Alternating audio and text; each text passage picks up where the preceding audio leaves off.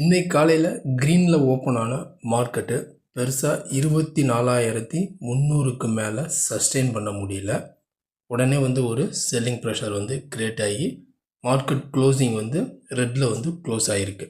Minus ஒரு 33 புள்ளிகள் சரிவடைஞ்சு 24,220 கிட்ட க்ளோஸு.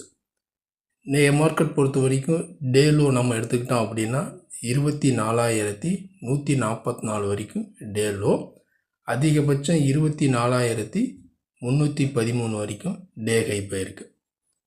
அதன் பிறகு மார்க்கெட் ஒரு ஷெல்லிங் ப்ரெஷர் கிரியேட் ஆகி நல்லா கீழே திரும்ப கீழே இருந்து மேலே 24,200க்கு மேலே க்ளோஸ் வச்சுருக்கு இந்த சிஏ மெத்தடில்.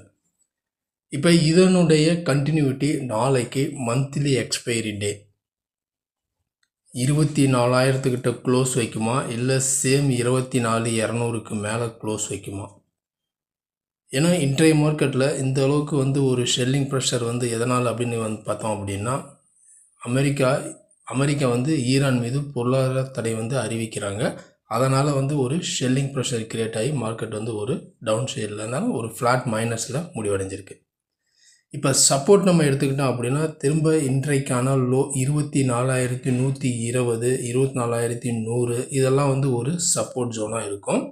அதேமாரி ரெசிஸ்டன்ஸ் ஜோன் எடுத்துக்கிட்டோம் அப்படின்னா 24,300 இது ஒரு ரெசிஸ்டன்ஸ் ஜோனாக இருக்கும்.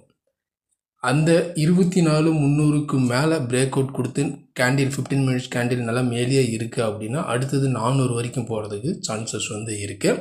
அதேமாரி 24,200 உடச்சிட்டு மார்க்கெட் சஸ்டெயினாக கீழே இருக்குது அப்படின்னா 24,100, 24,050 வரைக்கும் வர்றதுக்கும் சான்சஸ் இருக்குது. நம்ம ஏற்கனவே சொல்லியிருக்கோம், இது பார்த்தீங்க அப்படின்னா மேஜர் ரெசிஸ்டன்ஸ் ஜோனு. அதேமாதிரி கீழே நம்ம இது மேஜர் சப்போர்ட் ஜோன். அதாவது 24,000லேருந்து 24,100 இது ஒரு மேஜர் சப்போர்ட் ஜோன் ஆகும். அதேமாரி மேஜர் ரெசிஸ்டன்ஸ் 24,300லேருந்து 24,400 இது ஒரு மேஜர் ரெசிஸ்டன்ஸ் ஜோனாகவும் இருக்கும். அப்படி இல்லை அப்படின்னா மார்க்கெட் இந்த ரெண்டு லெவலையுமே பிரேக் அவுட் பண்ண முடியாமல் பட்சத்தில் ஒரு ரேஞ்ச் பவுண்டாக மூவ்மெண்ட் ஆகிறதுக்கும் சான்சஸ் இருக்குது. ஏன்னா நாளைக்கு எக்ஸ்பைரி டே, மந்த்லினுடைய எக்ஸ்பைரி டேங்கிறதுனால நல்ல ஒரு வாலட்டிலிட்டி இருக்கிறதுக்கும் சான்சஸ் நிறையவே இருக்குது.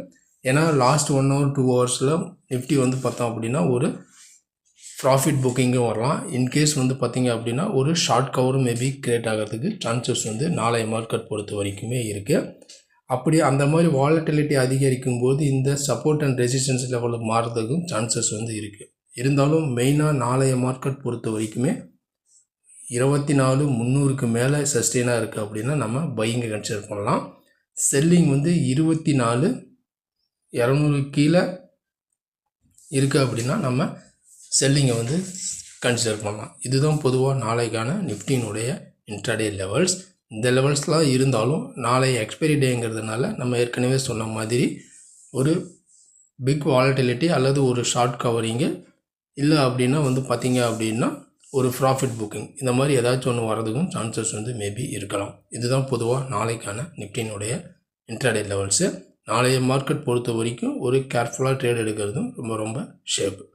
இருந்தாலும் இந்த லெவல்ஸ் என்ன அப்படிங்கிறத நம்ம பொறுத்திருந்து பார்க்கலாம். அதுக்கு முன்னாடி இந்த வீடியோ உங்களுக்கு பிடிச்சிருந்துச்சுன்னா நம்ம சேனலுக்கு சப்போர்ட் பண்ணுங்கள், லைக் பண்ணிட்டு சப்ஸ்கிரைப் பண்ணுங்கள், கூடவே பெல் ஐக்கானையும் கிளிக் பண்ணுங்கள். நம்ம அடுத்த ஒரு வீடியோவில் சந்திக்கலாம். நன்றி, வணக்கம்.